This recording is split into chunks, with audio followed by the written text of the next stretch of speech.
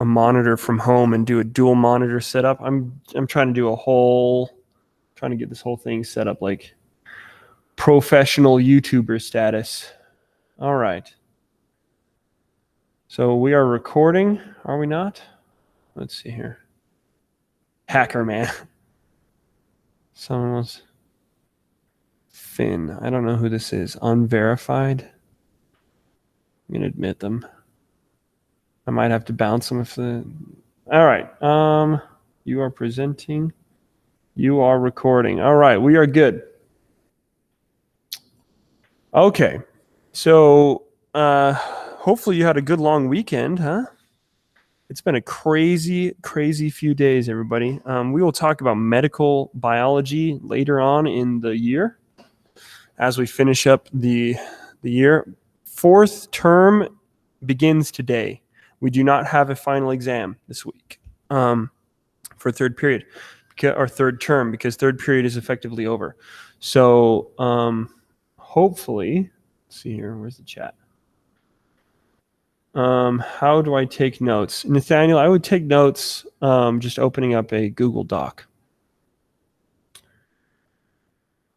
Yeah. Thank you, Ashley. That's exactly what I was going to say. Hacker man, can I borrow a pencil? Oh, wait.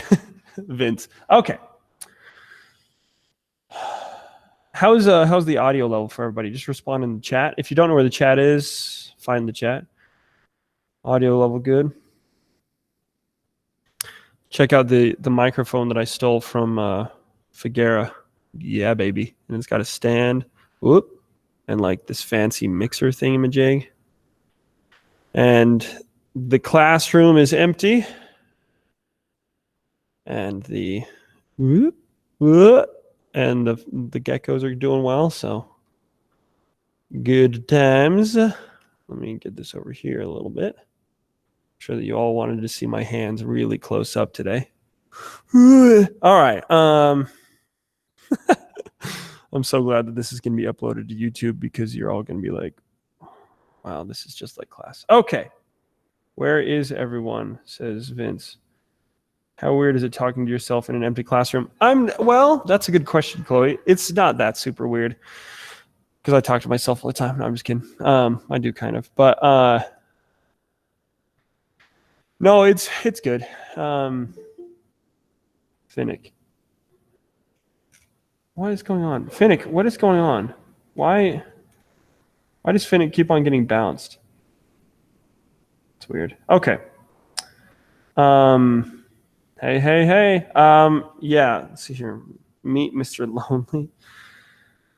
I enjoy it actually. It's kind of fun. Change things up, mix it up a bit. I'm technically not even supposed to be here today. We're not supposed to be at the school as teachers because the Rona, which is, I mean, it's no laughing matter. It is totally crazy. It's really throwing our life off. But who keeps on kicking Finnick? Stop kicking Finnick. What is happening? Okay. It's weird. Is everyone doing okay? You know, first in general. Yeah, hopefully everyone's doing all right. Hopefully not any injuries from the earthquake today. Okay. So I'm going to leave the chat alone for a while. Please, if you're going to chat in the chat, just keep it to a minimum. Let's try and get some good notes. Everybody should have their notebook out. Let's get started. Alrighty. So here we have ecology and population ecology. So we've discussed ecology a little bit. I'm going to take off my my hoodie here because it's a little bit warm. All right.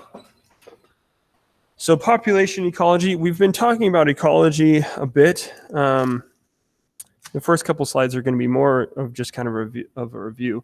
If you don't have keystone species and ecological engineers and so forth in your notebook, please get those in. I'm also going to try and center my face a little bit more. I keep on just wanting to talk to the microphone.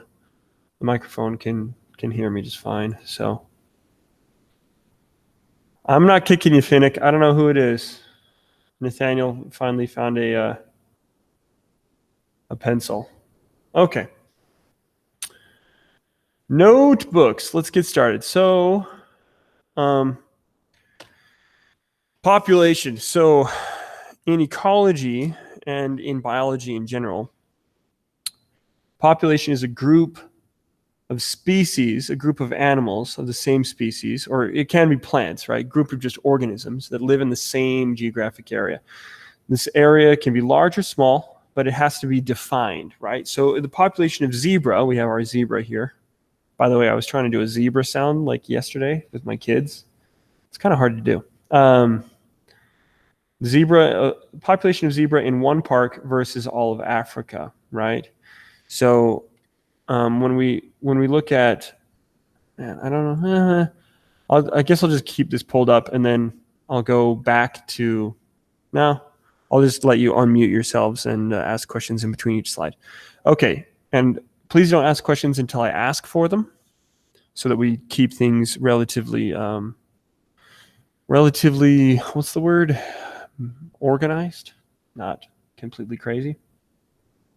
By the way, hopefully the video quality is good. I brought my high definition webcam from home, so I don't have to use the garbage ones that you are on like laptops that the school provides. All right. So the population of zebra in, let's say, I don't know, Serengeti National Park in Zimbabwe, which is, I just totally made that up, versus the population of zebra in the continent of Africa. Those are going to be two different numbers. However, that still fits the what's the word? The definition of population. They live in the same area.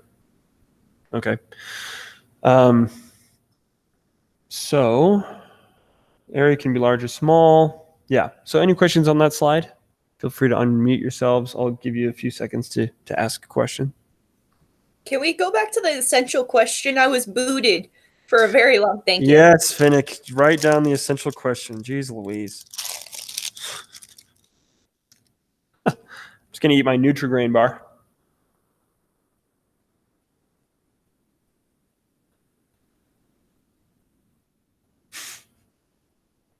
I hope you all feel really uncomfortable.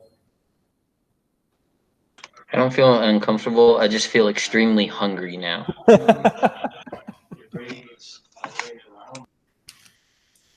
I'm also enjoying my granola bars. I feel the need to offer a juice box. Juice box. Still nothing. Okay. Just a giant 5-pound juice box slams into Kershaw. I will run down to the school in an hour just to give you a granola bar. Trust me. Thanks, Nathaniel. All right. Any questions about population? Can you stay on the slide for a second? Yes, Shelby, I can stay on the slide. Thank you. You're welcome. Oh, wait, they can still hear. Yeah, mute your microphones after you ask questions. Croshaw, did you know that I did a scientific experiment on you? No. Oh, wait. I marked every time. Was it the juice box? Finnick? Who keeps on kicking Finnick? Steven muted Finnick. Steven, don't mute Finnick. You're mean, Steven, for the love of God. I just want to learn. All right. You're going to get the coronavirus being at the school. No, I'm not. From what I've seen in my research, the coronavirus can only live without a host, like on just like a bare piece of like table or whatever for a few hours. So. But in that few hours. In the few hours. Who's been here since yesterday? No one. Me. No. All right. Robbie, Moving- Can moving you on to stay on the slide for a little bit?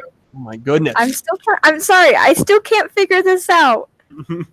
can you read it completely out for me so I can copy and paste it into a Google Doc?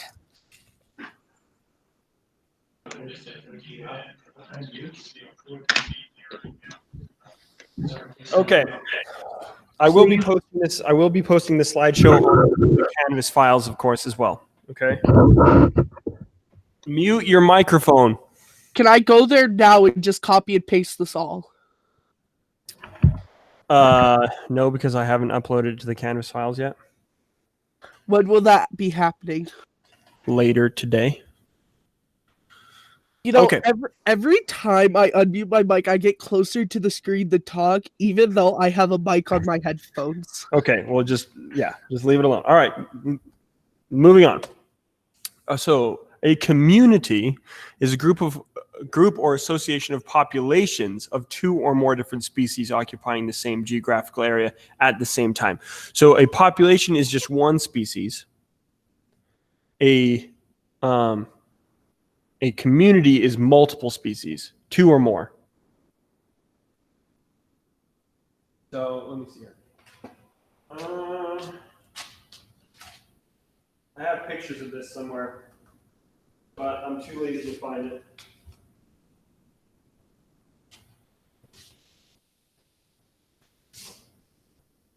Found it. Hey.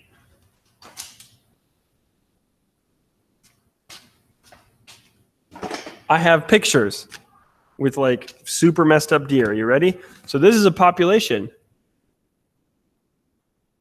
Okay, they're all the same. And this is a community. So you have plants and animals of different species living in the same geographical area. Okay, and then in this image here, we have multiple different species of fish, and we have some corals. Right, this is a community. Again, you can define the area as big or small. It just has to be defined.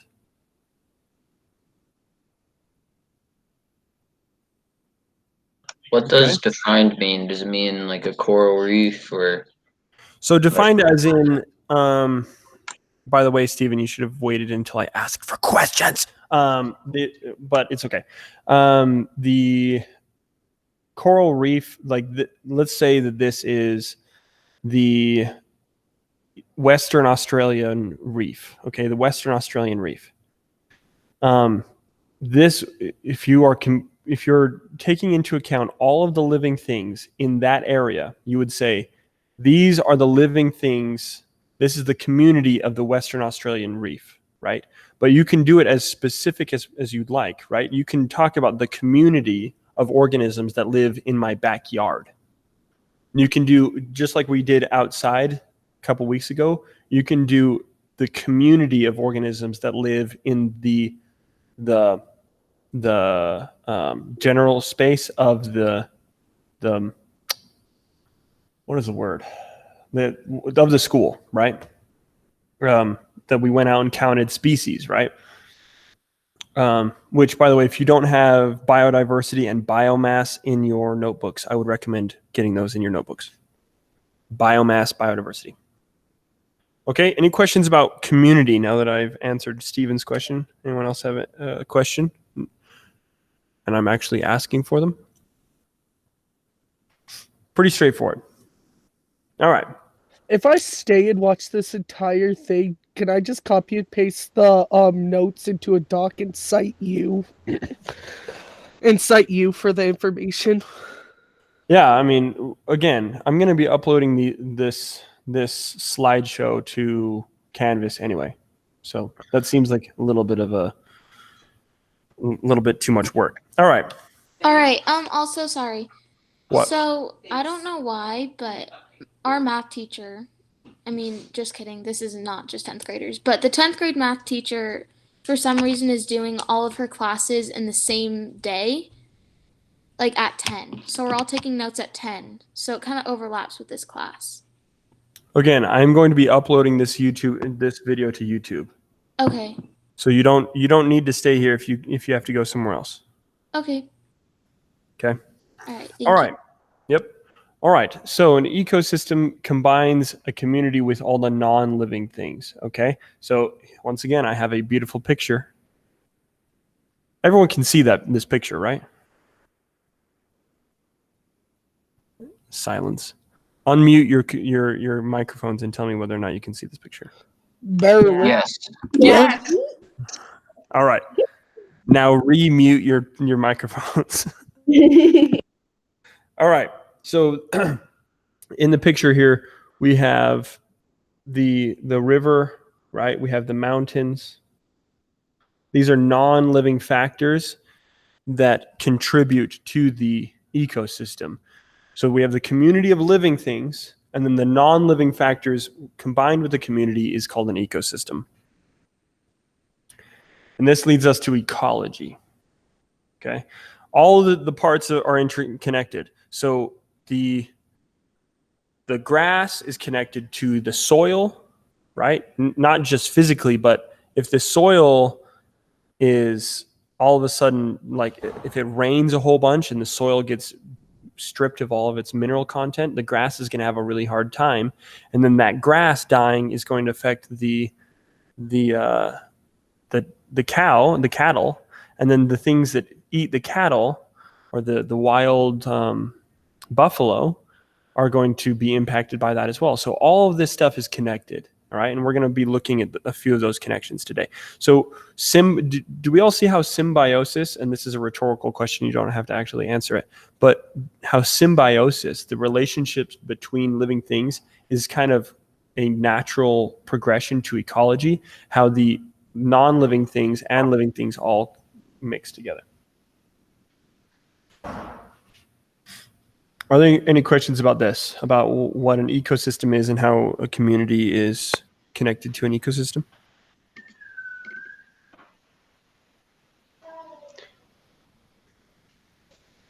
No questions? Okay. Wait. One question. If I'm dead inside, do I count as the non-living things in an ecosystem? Only productive questions, Nathaniel. All right, moving on. So ecology. We've talked about this before. This is something that you should probably have an understanding of already. A branch of biology concerning interactions among organisms and their biophysical environment, which includes both biotic and abiotic components. So biophysical, meaning living and physical. Their biophysical environment, which includes both biotic and abiotic components. I'll let you write down that definition. I'm going to go get something to drink, some water.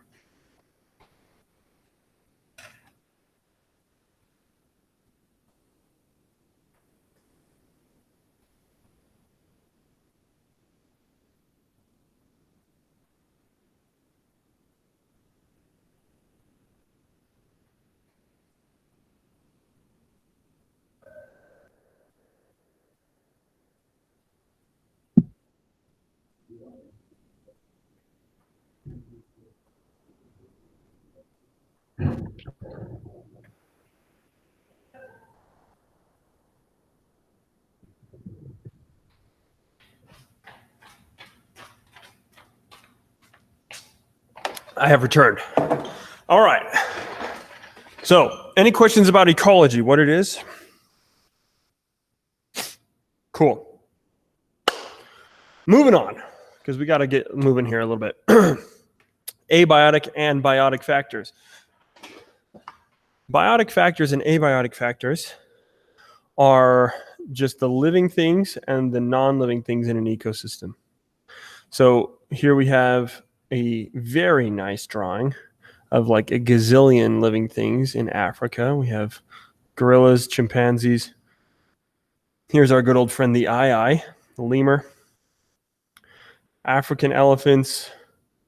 These appear to be like geronux, maybe. I don't know. Warthogs. Hippopotamus, right? Giraffes, all those. This is a hyrax, actually. Fun factoid for you: the hyrax is the closest living relative to the elephant. I know that makes absolutely no sense, but that is the truth. We've discovered that we discovered that through genetic testing.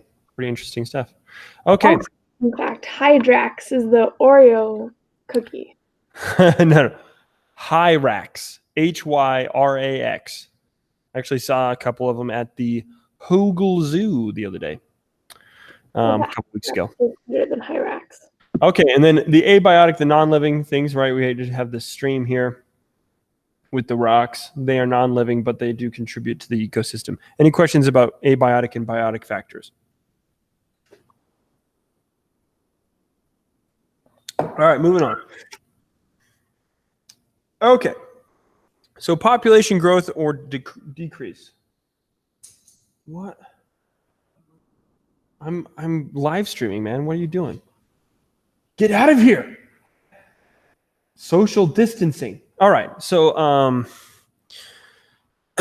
population growth or decline. The formula is super simple. All right. The rate of death, if the rate of death is less than the rate of birth, the population will grow, right? So B greater than D equals population increase.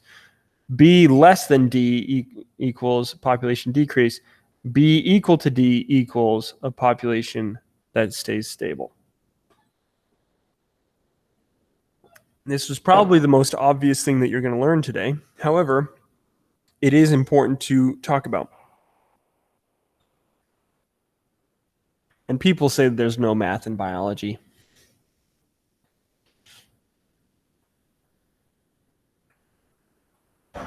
Questions about population growth or decline?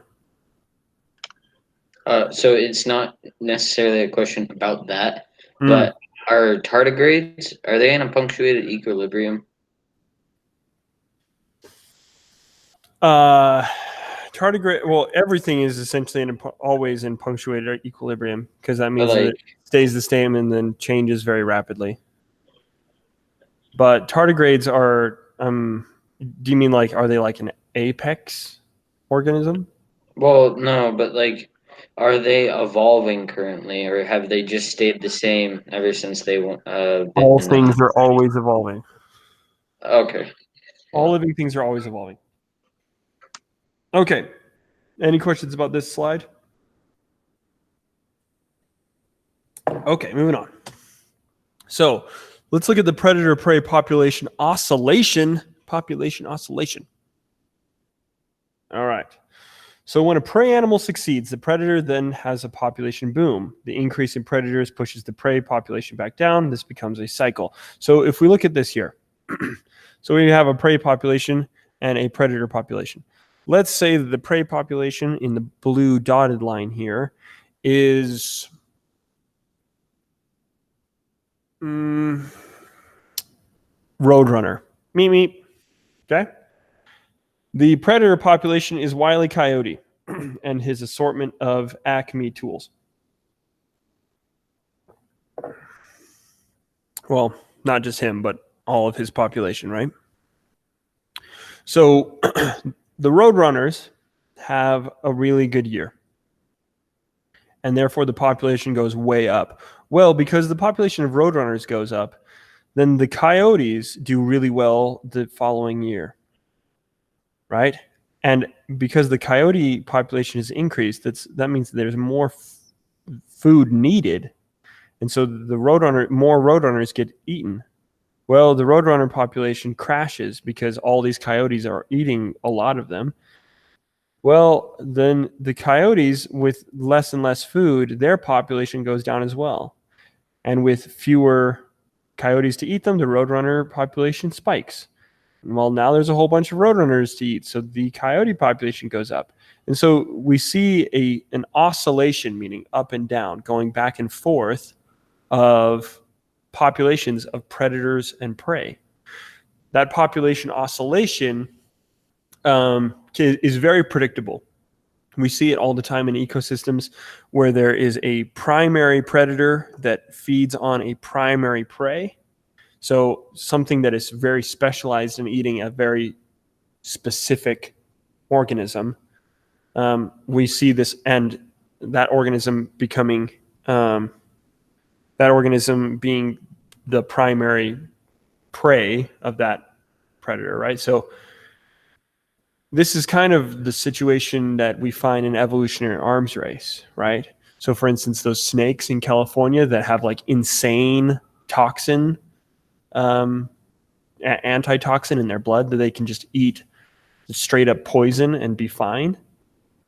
And then the salamanders that have way too much poison on their skin, that's because they are a primary predator with a primary prey animal, and we have this relationship. So the salamanders will go up, and then the snakes go up, and then because the snakes went up, the salamanders will go down, and because the salamanders went down, the snakes will go down, right? So predator and prey, they're constantly in flux. Any questions about this?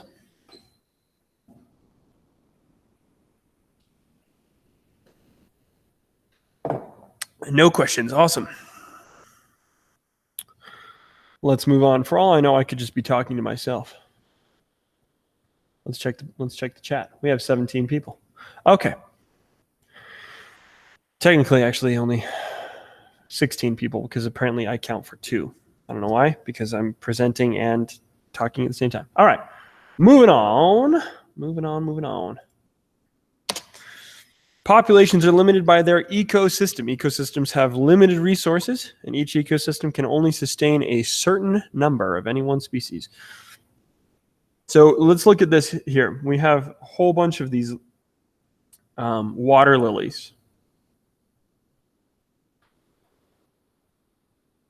Okay. What are these called? Pads? Lily pads? Lily pads? I don't remember. There's a word. I forget. So this pond, so if we consider this ecosystem as its own self-contained, if we consider this pond as its own self-contained ecosystem, these pads, these lilies, water lilies, are only able to have so many. There's limited space. There's limited water. There's limited food. There's limited sunlight, right? All of these things are limiting factors for the population of these water lilies. Okay, so this pond maybe can only sustain a population of 6,000 lilies, right? That is the maximum number that it can sustain.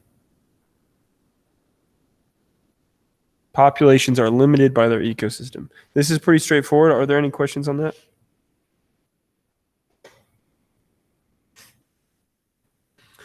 Speak now or forever hold your peace. All right, moving on.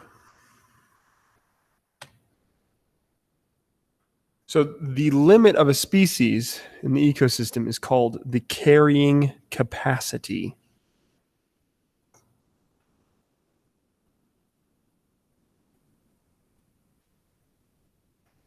Carrying capacity.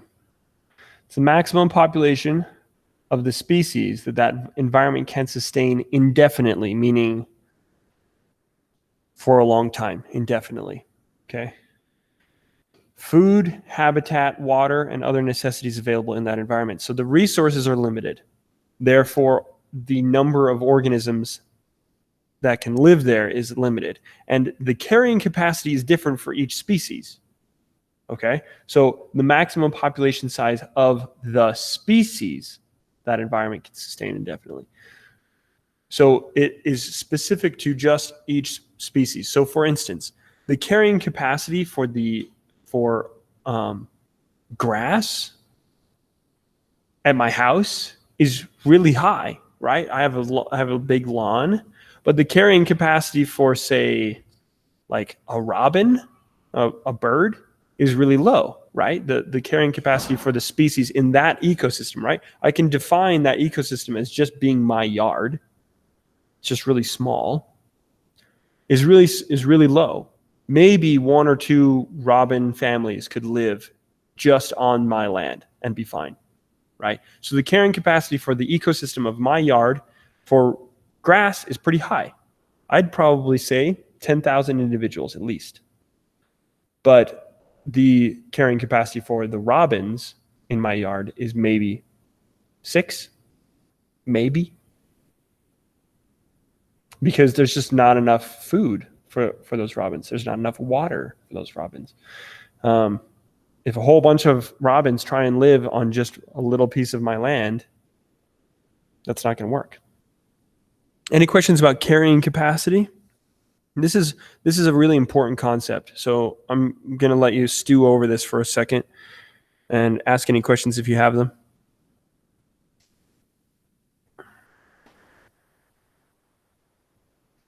It's just like Costco. Yes, Jay. It is just like Costco. Only so many toilet paper rolls to go around. It's kind of like hipsters right now in Starbucks. Like all the Starbucks and stuff are like starting to close and people are like freaking out.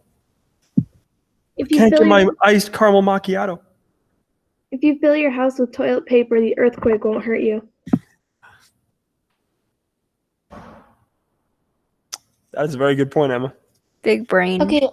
Also, I don't know Big if brain this time. is true, What's up? but people told me to ask you. So, apparently, I don't know if it's true or not. It could be just like a lie, and it probably is. But the University of Utah said it. So, they're saying that like in the next 30 minutes, which they said that like 20 minutes ago, that there's going to be like an aftershock that's like 9, I think, or 9.0 or something like that. Like to the earthquake. So, Send me a link with that. I am highly skeptical. Highly. Okay. A 9.0 on a 9.0 Yeah. magnitude? Yeah, hold on, let me go get it. Hold on one second. I am extremely skeptical of that. Any claim like that's crazy. Yeah. Put that in the chat.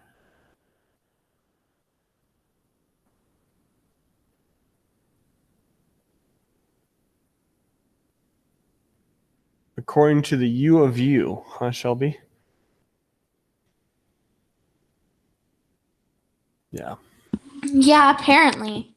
Where Hold on where one are sec. you seeing this? Yeah, on an email, I guess, sent from the University of Utah, but it was on somebody's Snapchat story, but it was like an email. Get Hold on, out I'll of here with send it to you. Snapchat Hold on. stories. 1 second, I'll send it to you. Hurry. Yeah, no, I'm super skeptical of any claim like that. That I'll just send sounds it. like fear mongering. I know, it doesn't seem true, and also it happened in the Well, next. first of all, earthquakes are almost impossible to predict. Yeah. They say that there's supposed to be like a couple shaking throughout the day, but other Yeah, than that, we we'll shouldn't. have some small aftershocks. Yeah, we shouldn't be That is worried about totally it. normal. That's totally normal. A 9.0, just for reference, the largest earthquake in history It's is like 6, a right? 9.8. Never mind. That's okay. The largest earthquake in history,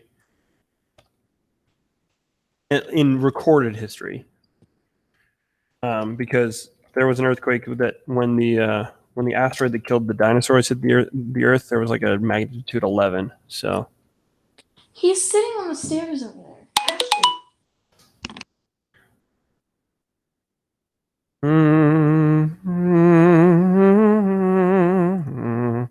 Okay, 9.6, 9.4, like a 9.5.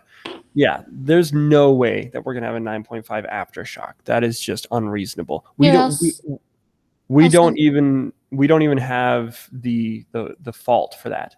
Our fault here is really small and minor. We would have to be living like on the continental collision point of like South America and the Pacific plate. Now that's a 9.0. completely unreasonable. Whoever's Snapchat that came from is lying. I'm gonna send it to you on Google Hangouts. Yeah, send it to me because I'm gonna tear a new one into whoever posted that bull crap. Okay, we're gonna move I on just sent it. Oh wait, it's sending. in the chat. No, I couldn't find this one, so I just sent it to like you personally. Oh, I see it. Good morning, all. The University of Utah Seismology. Oh, geez. Oh, geez. This is why scientific literacy is important, people, because people don't know what the crap they're talking about, even if they're not lying. Okay, even if they're not lying, even if they're just being, even if they're trying to tell the truth, people are dumb. So, scientific literacy, learning what science is all about, it's important. Okay. There's a lot of fear mongering going on these days. So With the coronavirus and everything, people are freaking out. Like, yeah, I understand this is something that we need to take seriously, but we don't need to freak out. And we also don't need to be like, oh, this isn't a big deal. I'm going to go party with my friends and we're going to get, whatever. No, be educated, be smart. Don't overreact to things. Don't underreact to things. This is why I became a teacher, so that you can be part of the solution to this ignorance and stupidity. All right. The Earth is flat. So this will be on. Shut up, Greg. This will be on YouTube, right? Because I have to go to the math. Yeah, if you need to go to math, go there now. I will be uploading this to YouTube within the day. All right, moving on. Thank you. bye. Bye. All right. How many of you am I losing, actually? Quite a few. Bye, Emily. Finnick, steal my job. I don't care. All right. So let's look at this. So this is the carrying capacity here. And this is the population over time. Okay. On an exponential curve, the population would just continue to go up and up and up. And this is called logistic growth. It's also called an S curve because it looks like an S. How convenient. So what happens is the population grows. And this is kind of like filling a niche. The population grows to get up to the carrying capacity and then levels off. It's a lot like filling a niche, actually, because there is so much space, so much available resources, and then that population grows to fill that space. Any questions on this? So what about humans? Have we passed our carrying capacity because we build our own stuff? This is literally the question of the assignment I'm going to give you later. So hold your horses. Can I have a minute? I'm drawing this. Yes, you may have a minute, Finnick. Technically, we only have 10 minutes left of class, so.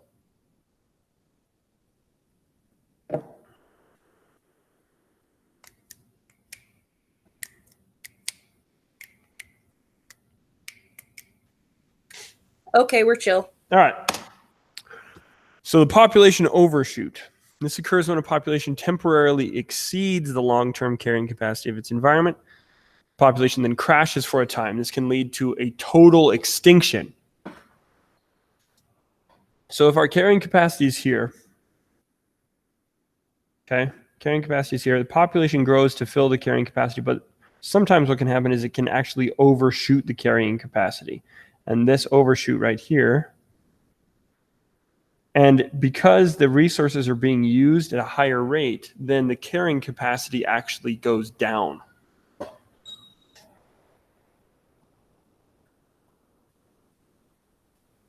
So that carrying capacity going down, and the population can crash.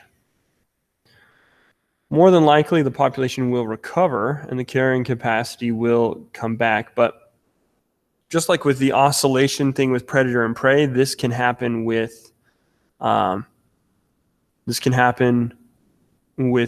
overshoot, a population overshoot, where the population goes up and then passes the carrying capacity, comes down, and then it can actually oscillate back and forth between an overshoot and a crash, and it can continue to go up and down, up and down. But this is due to an overusage of resources in the ecosystem. An overshoot. The population then crashes for a time. This can lead to a total extinction. Questions from those of you who are still left?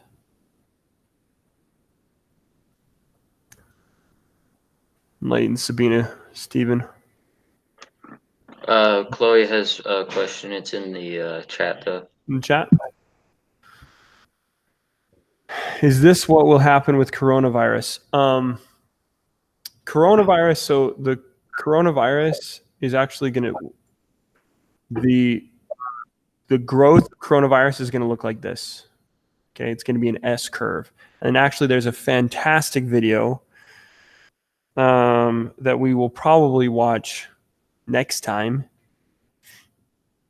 from It's Okay to Be Smart.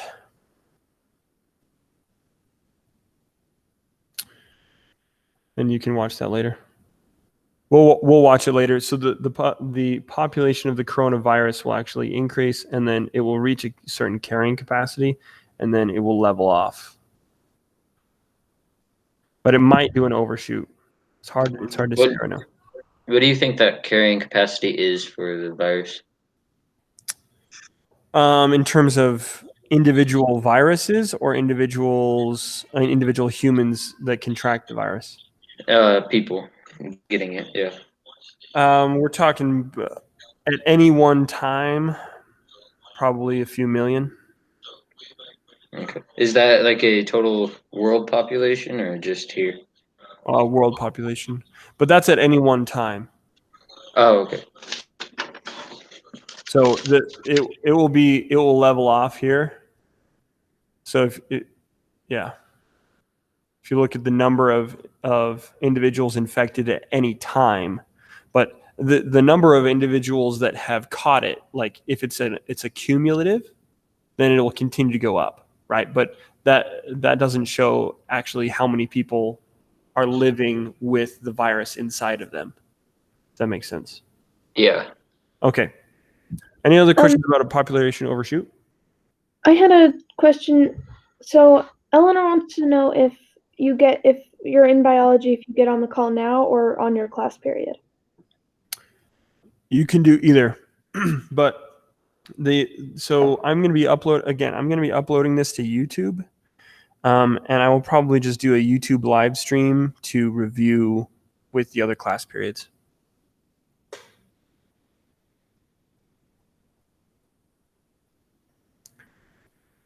When does this class end? In 7 minutes.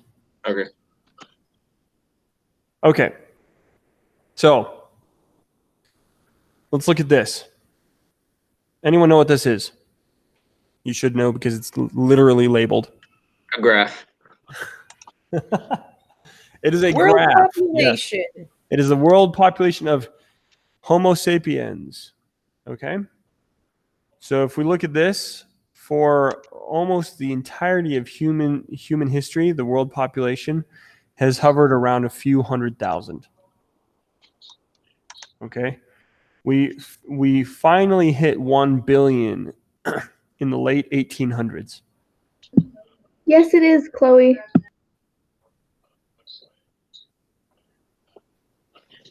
What? Okay. So world population of humans. This is an exponential graph. Okay. We have exponential growth. In fact, it's so steep that we don't even have, like, what is actually on this graph is just in the bottom right corner. Okay. So the question becomes, is humanity in a period of population overshoot?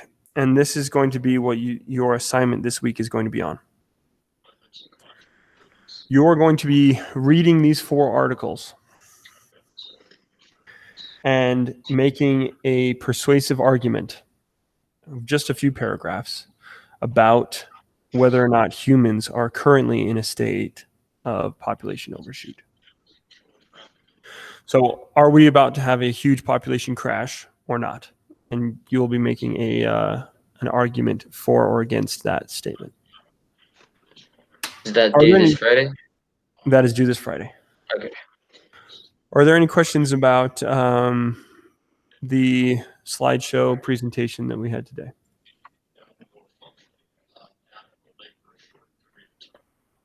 No questions? All right. Well, I'm going to end the stream now.